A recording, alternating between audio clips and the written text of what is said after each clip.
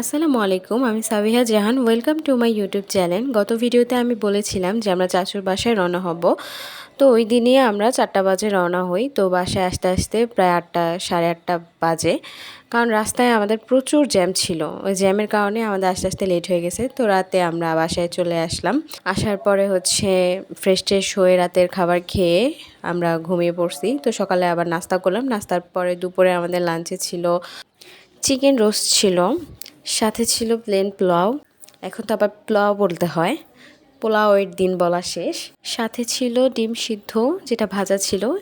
এর সাথে ছিল বেগুনের আচার। এই আচারটা খুবই মজা। তারপর ছিল গরুর মাংস, এটাও খুব মজার ছিল।